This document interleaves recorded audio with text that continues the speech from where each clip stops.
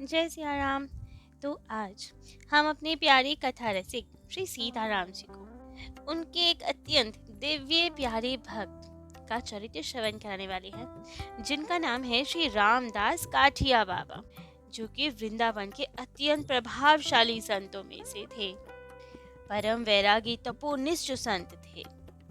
तो श्री रामदास काठिया बाबा जी का जन्म अमृतसर से 20 कोस दूर लोना छामरी गांव में हुआ था। ब्राह्मण परिवार में आप उत्पन्न हुए थे। बालपन से ही ठाकुर जी और ठाकुर जी के भक्तों के प्रति अति प्रीति थी। जब वे 7-8 वर्ष के ही थे, तभी अपने मैया के साथ घर के निकट एक परमहंस सन्यासी बाबा का आश्रम था, वहां जाया करते थे, संत सेवा किया करते थे।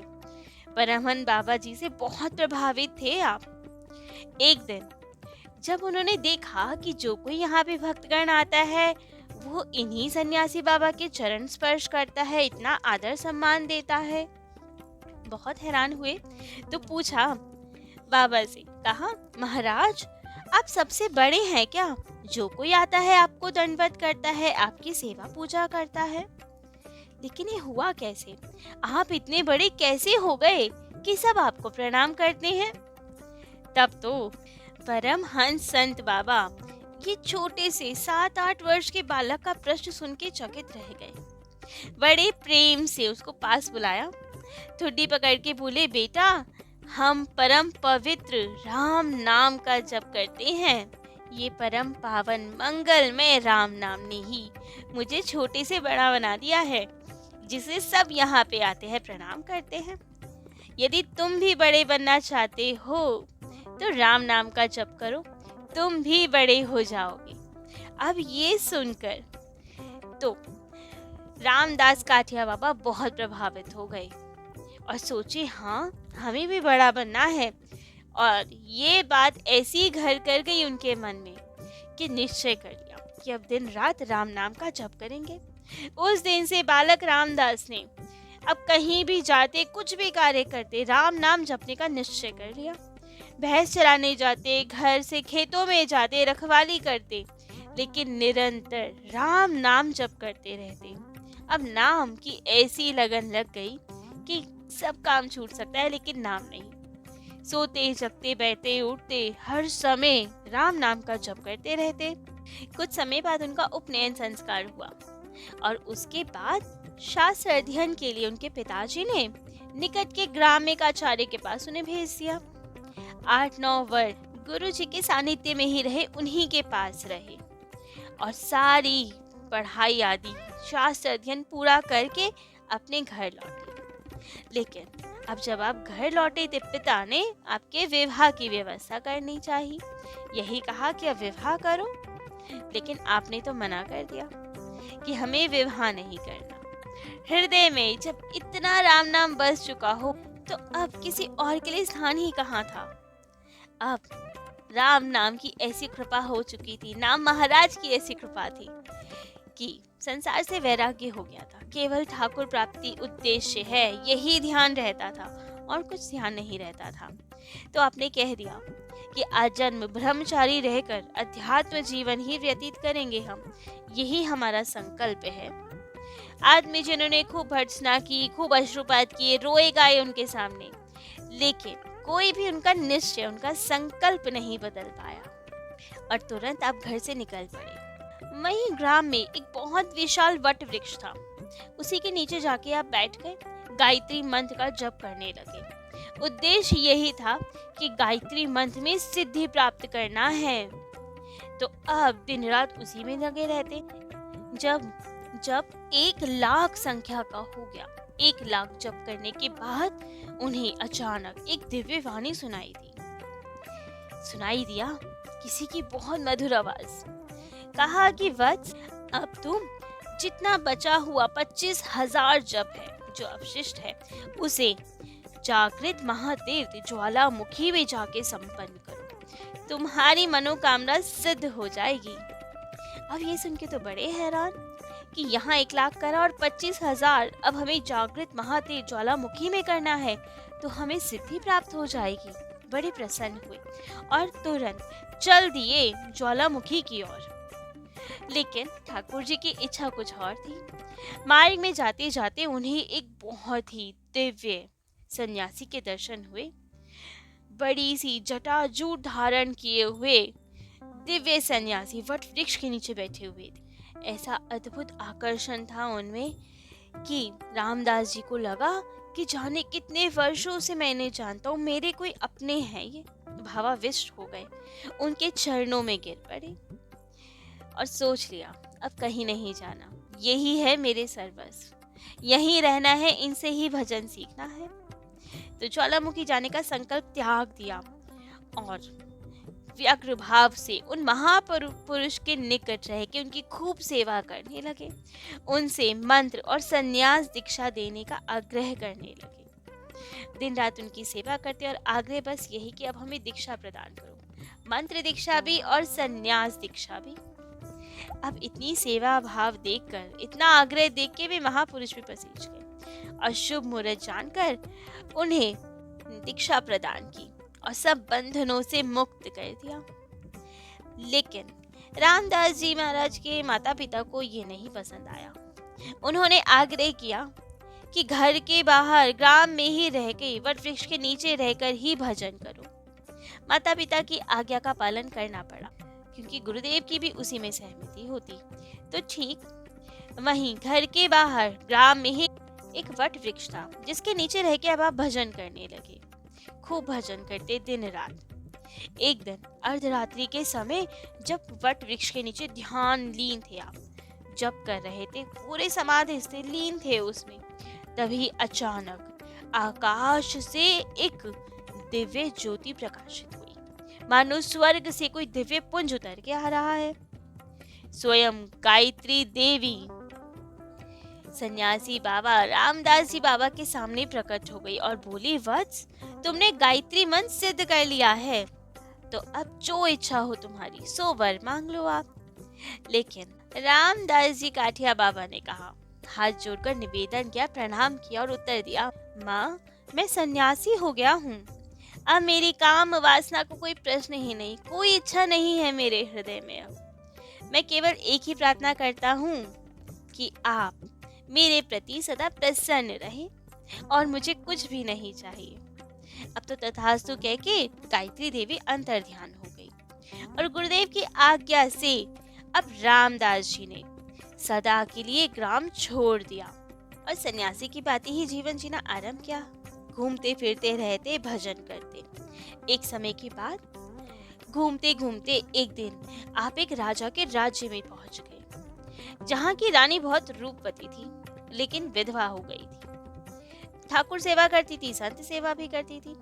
रामदास जी को अब उन्होंने अपने महल में बुलाया, खूब सेवा की उनकी। लेकिन धीरे धीरे रामदास जी बाबा, क्योंकि वे तो बहुत छोटी उम्र के ही थे, अभी बहुत छोटी उम्र में ही उन्होंने संन्यास ले लिया था, तो धीरे धीरे रानी उनके प्रति आकृष्ट हो गई और एक दिन तो उन्होंने, उस रानी ने अपने हृदय की बात रामदास काठिया बाबा को भी बता दी। कह दिया कि क्या जरूरत है सन्यासी रहने की, तपस्या करने की क्या आवश्यकता है, हम अभी इतनी रूपवती है, इतना बड़ा राज्य है हमारे पास, साम्राज्य है, इतना धन है, तुम भी युवा हो, तो क्या जरूरत है सन्यासी जीवन व्यतीत करने की, यहीं रहो, हमसे विवाह करो, सब संपत्ति का भोग करो, कहीं जाने की आवश्यकता नहीं। बार बार अनुरोध करने लगी। लेकिन रामदास काठिया बाबा ठाकुर सेवा के लिए आए थे, भजन करने आए थे, उसी क्षण राजमहल का त्याग किया और तुरंत उस राज्य की सीमा से बाहर निकल गए। और अब सन्यासी जीवन व्यतीत करते करते, घूमते घूमते स्थानों पे अब वे आए उत्तराखंड। उत्तराखंड के गहन वन अंचल में, वन प्रदेश में अब उन्हें प्राप्ति हुई अपने एक गुरुदेव श्री देवादास जी महाराज की। देवादास जी महाराज निम्बार्क संप्रदाय के नागा जी की शाखा के बहुत शक्तिशाली आचार्य थे। अब तो उनके दर्शन करते ही आप आनंदित हो गए, बहुत प्रभावित हो गए गुरुदेव से, और अब गुरुदेव की एक निष्ठ सेवा में आत्मनियोग कर दिया। और अब अपने गुरुदेव श्री देवादास जी महाराज के निर्देश में आध्यात्मिक जीवन का एक स्तर और ऊपर उठाने के लिए आप बढ़ निकले। अब तो खूब कठिन साधन करवाते गुरुदेव। गुरुदेव कभी उन्हें पंच आगनी में तपाते, कभी प्रचंड शीत में गलाते, कभी एक आसन पे निराहार रहकर 8-8 दिन तक बैठ के जप आदि करने की आज्ञा देते। ऐसे आध्यात्मिक जीवन के उच्चतम शिखर पे आप बढ़ते चले गए। एक समय की बात उत्तराखंड की शीतकालीन अर्धरात्रि थी। आधी रात का समय तक भयानक ठंड हो रही थी। पर्वतों पे बर्फ छाई हुई थी। देवदार चीड़ के वृक्ष की शाखाओं में से तो बर्फ के कण टपक टपक के गिर रहे थे। लेकिन देवादास जी महाराज अपनी ध्यान समाधि में लीन थे और उनके शिष्य भी बाहर अग्नि तपा के साधन कर रहे थे। लेकिन अचानक उनको थोड़ी सी झपकी आ गई, नींद आ गई। अब इतनी कड़ी ठंड थी, अग्नि तप रही थी, साधन तो कर रहे थे, लेकिन आ गई नींद।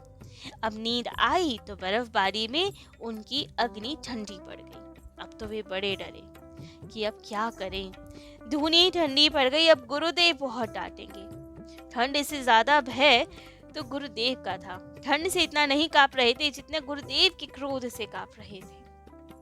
लेकिन क्या करें, यदि गुरुदेव को ना बताएं, ऐसे ही पड़े रहे तो बचना मुश्किल है, बहुत ठंड है।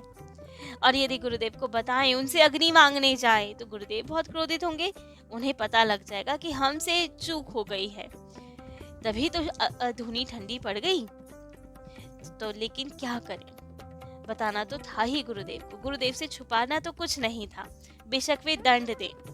तो अब आए, गुरुदेव की कुटिया के बाहर खड़े हुए, डर के मारे थर थर कांप रहे थे।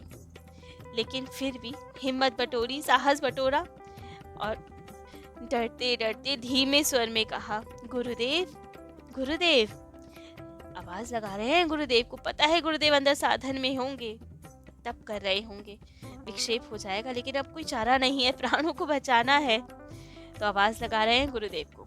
भीतर से बहुत गंभीर स्वर में गर्जना सी आवाज आई, क्या है रे? तब तो आपने कहा, महाराज मेरी धूनी की अग्नि बुझ गई है, अपनी धूनी से कुछ देने की कृपा करें तो मैं अपनी धूनी जला लूं। अच्छा, अग्नि बुझ गई, ये क्यों नहीं कहता है कि मैं सो गया था? भला जागते रहने पे अग्नि बुझ सकती है? ऐसे ही खाना और सोना था तो माँ बाप को छोड़कर क्यों आया? नहीं मिलेगी अग्नि, शीत में ही खड़ा रहकर अपने तामसी आलस्य का दंड भोग। बहुत क्रोधित हुए गुरुदेव, मना कर दिया अग्नि देने से। अब रामदास बाबा तो बहुत देर तक बाहर खड़े रहे। इतनी ज्यादा ठंड थी, बर्फबारी हो रही थी, ठिठुर रहे थे।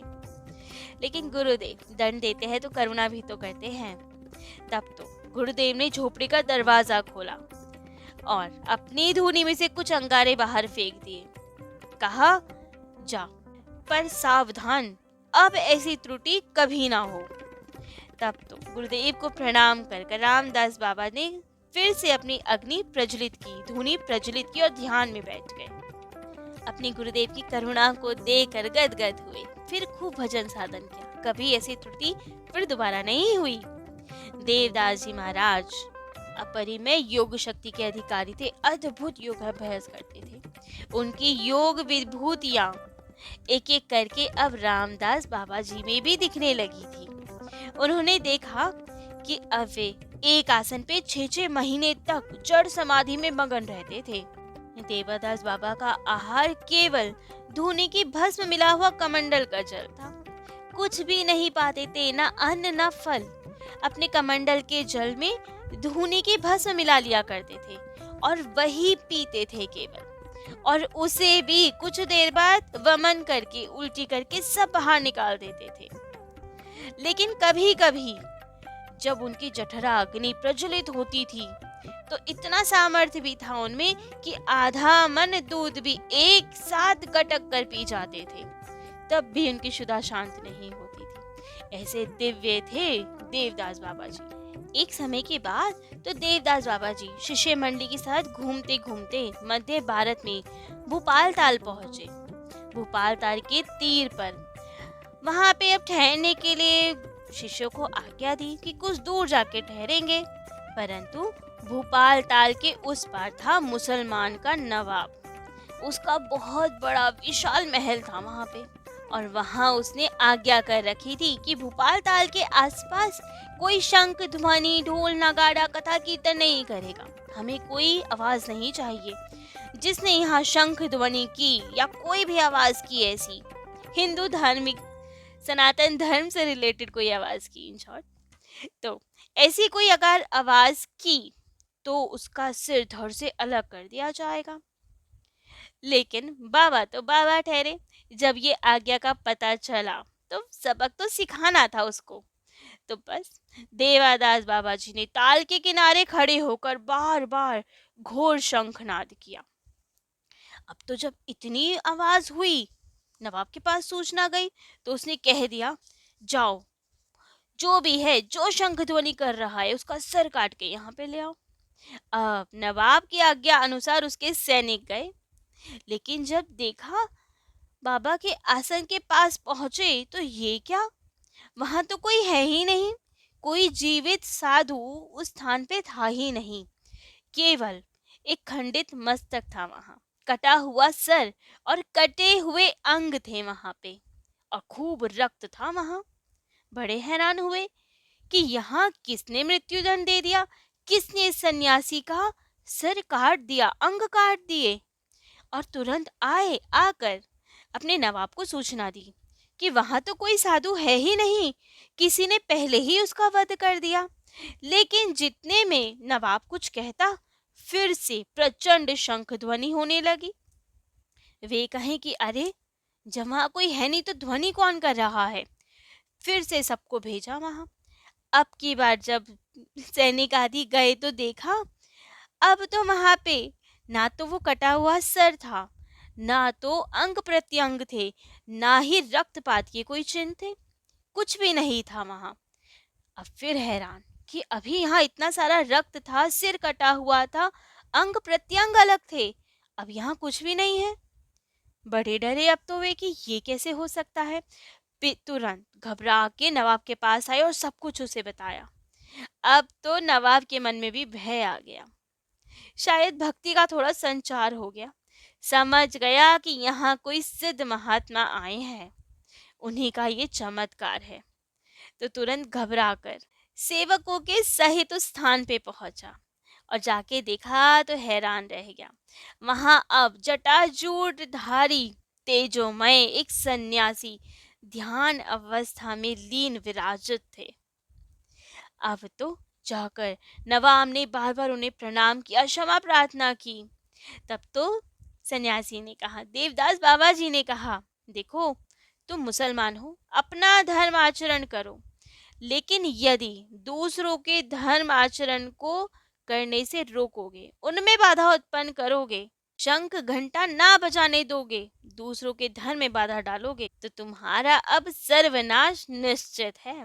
अपनी इस घोषणा को वापस ले लो कि यहाँ कोई शंख ध्वनि नहीं करेगा। नवाब समझ चुका था कि ये कोई साधारण मनुष्य तो नहीं है, दिव्य महात्मा है। और तुरंत नवाब ने महाराज बाबा के आदेश को स्वीकार किया, और कालांतर में भोपाल तीर पर ही महात्मा देवादास जी ने एक देव मंदिर का निर्माण करवाया। रामदास बाबा जी उत्तर काल में इसी मंदिर को अपना गुरुद्वारा कहते थे, अपना गुरु स्थान बताते थे। लेकिन जैसे कि हमने स्टार्टिंग में कहा, रामदास बाबा जी वृंदावन के बहुत प्रभावशाली संत थे।